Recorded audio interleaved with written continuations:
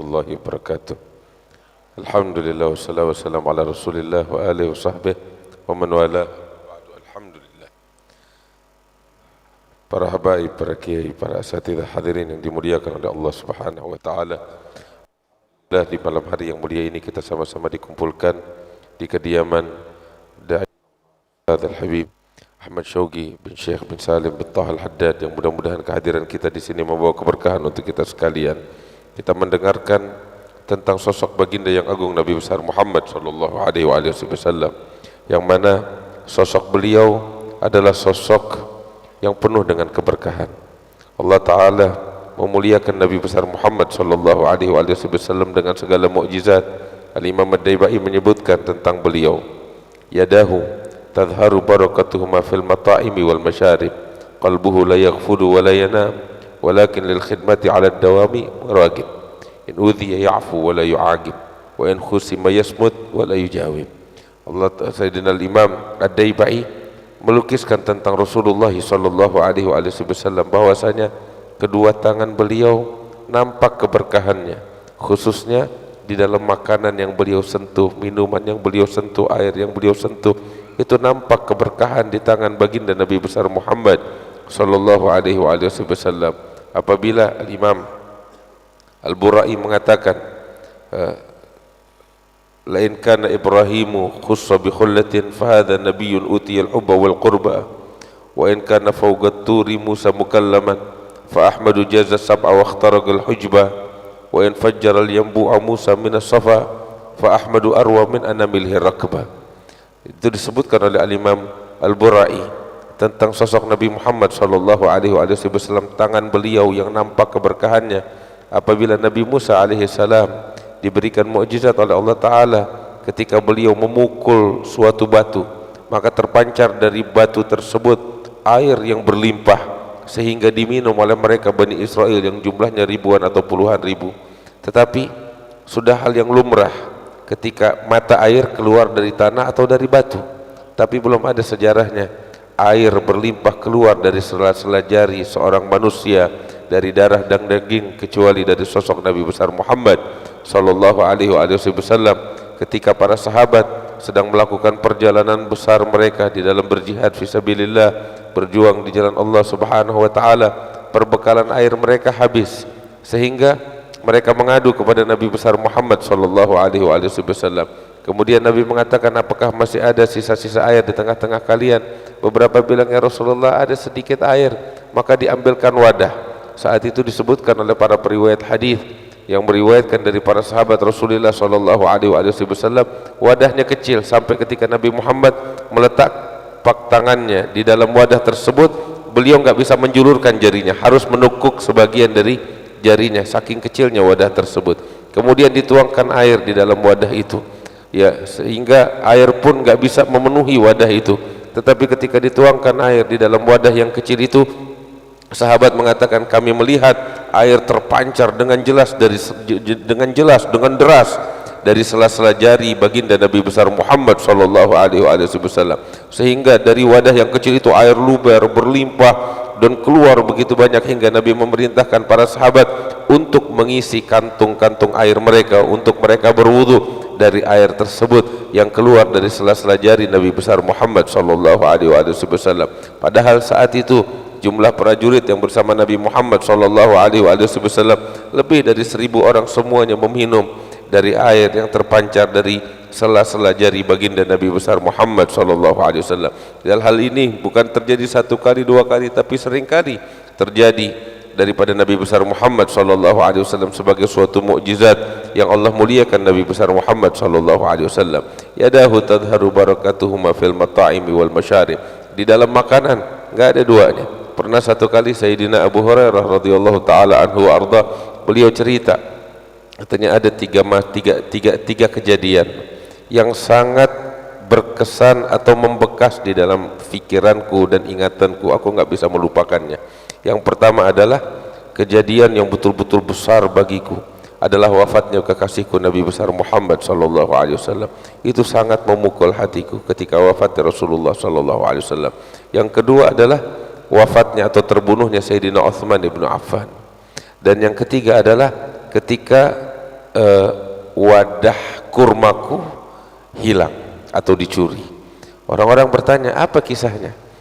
Sayyidina Abu Hurairah bilang, pernah satu kali di masa Nabi besar Muhammad sallallahu alaihi wasallam, saat itu aku sedang berjalan, aku membawa satu wadah atau apa namanya kendi yang kecil, isinya 20 butir kurma, kata Sayyidina Abu Hurairah, enggak lebih dari itu. Maka saat itu, saat aku berjalan, tiba-tiba Rasul memanggilku ketika melihat aku membawa kendi itu isinya beberapa butir kurma. Panggil, ya Abahir, kemari. Maka aku datang menghampiri Rasulullah sallallahu alaihi wasallam. Nabi bilang, apa yang ada di tanganmu? Abu Hurairah bilang, bizwat atau kendi atau tempat kurma ya Rasulullah. Bawa kemari.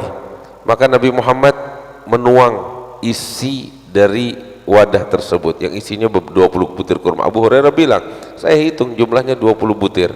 Kemudian Nabi SAW mengambil setiap butir, beliau bacakan beberapa doa untuk setiap butirnya, kemudian beliau masukkan kembali ke dalam wadah itu. Ambil lagi butir kedua dari korma, dibacakan oleh Rasulullah, ditaruh lagi di dalam wadah, sampai semua 20 butir itu dibacakan oleh Rasulullah dan satu persatu diletakkan oleh Rasulullah di dalam wadah. Kemudian Nabi bilang kepada Abu Hurairah, ya Bahir, kalau kamu mau makan, kamu tinggal merauk dari dalam wadah ini, jangan kamu tuang, jangan kamu tuang, tetapi kalau kamu mau makan, tinggal merauk dari dalam, masukkan tanganmu ke dalam wadah ini dan rauklah, kamu makan dari sini. Abu Hurairah bilang, dari sejak saat itu saya dan keluarga saya, kami enggak makan kecuali dari wadah itu, bukan sehari, bukan 2 hari. Abu Hurairah bilang, saya ingat betul itu waktu jumlah butiran kurma hanya 20, tetapi hari itu saya makan dari kurma tersebut, saya dan keluarga saya. Hari berikutnya saya makan dari kurma tersebut, dari wadah itu. Hari berikutnya juga, sampai berlalu 1 minggu, 2 minggu, 3 minggu, 4 minggu. Abu Hurairah masuk Islam tahun ke-7 daripada hijrahnya Nabi Muhammad SAW. Abu Hurairah bilang, sampai wafatnya Nabi Muhammad SAW, ya 3 tahun dari sejak hijrahnya Abu Hurairah sampai wafatnya Nabi, kami memakan dari wadah itu, enggak habis-habisnya. Sampai di masanya Sayyidina Abu Bakar Siddiq, 2 tahun lebih beliau menjabat, kami makan dari wadah tersebut, enggak ada habis-habisnya. Sampai di masanya Umar bin Khattab sekitar 8 tahun atau lebih kurang beliau menjabat, kami makan dari wadah tersebut. Masuk berlalunya masa Sayyidina Utsman bin Affan, kami juga makan dari wadah tersebut. Ini udah puluhan tahun dari sejak dibacakan oleh Rasulullah itu, korma enggak habis-habis dimakan oleh Abu Hurairah dan keluarganya. Sampai katanya saat terbunuhnya Sayyidina Utsman bin Affan, terjadi kerusuhan besar-besaran di kota Madinah, sehingga banyak rumah para sahabat yang dijarah oleh para demonstran saat itu, termaksud rumahku, kata Abu Hurairah, dan di antara yang dijarah adalah mizwar, kendi tersebut yang isinya korma. Nah itu yang sangat apa namanya menyakitkan hatiku. Kami udah makan puluhan tahun dari korma itu, dari wadah yang dibacakan oleh Nabi besar Muhammad sallallahu alaihi wasallam. Inilah keberkahan tangannya Nabi besar Muhammad sallallahu alaihi wasallam. Yadahu tadharu barakatuhu ma fil mata'imi wal masyarib. Wa kisah daripada kambing kecilnya Jabir bin Abdullah Al-Ansari cukup sebagai bukti keberkahan tangannya Rasul sallallahu alaihi wasallam. Sayyidina Jabir bin Abdullah bilang, waktu peperangan Khaybar, kami melihat beberapa sahabat mengganjal perutnya itu dengan batu karena lapar. Tapi kami melihat ternyata Rasul mengganjal perutnya dengan 2 batu. Artinya rasa lapar yang dipikul oleh Rasulullah jauh lebih berat dari apa yang dipikul oleh para sahabat. Sayyidina Jabir enggak tega melihat kejadian itu. Beliau minta izin, ya Rasulullah, izinkan saya pulang sebentar untuk melihat keluarga saya. Pulang ke rumahnya, tanya kepada istrinya, apa yang kita punya?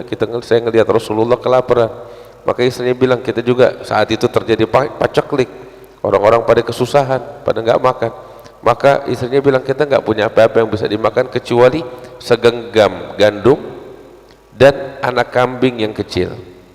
Hadirin yang dimuliakan Allah, segenggam gandum, apa yang bisa dimakan dari segenggam gandum?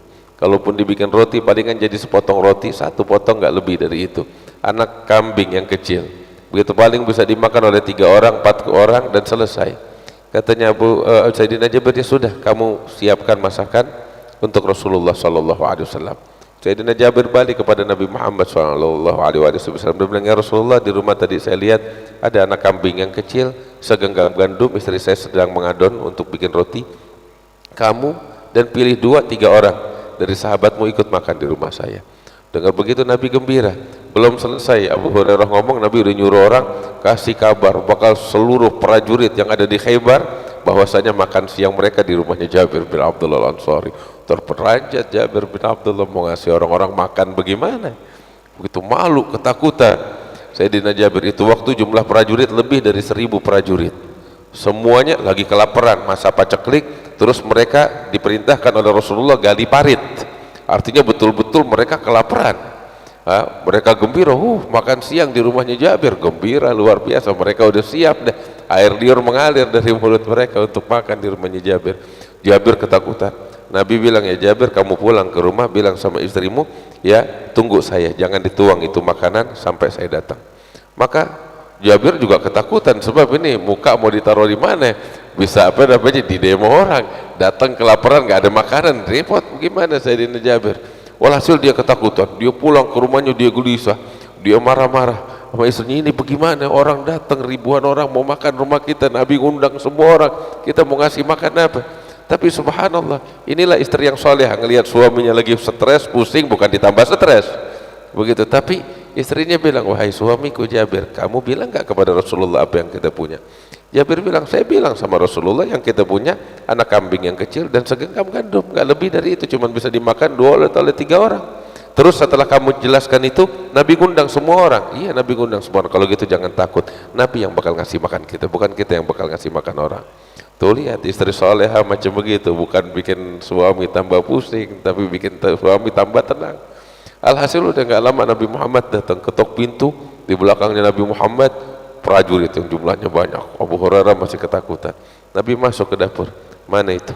Didoain nama Nabi Muhammad, gandumnya yang lagi diadon, terus kambingnya yang lagi dimasak. Terus Nabi bilang sama Sayyidina Jabir, panggil tetangga-tetangga untuk bantu istrimu bikin roti. Segenggam, ya, satu orang juga bisa bikin tuh roti, tapi Nabi bilang panggil tetangga untuk bantu. Panggil. Akhirnya Nabi bilang perintahkan mereka untuk bikin roti.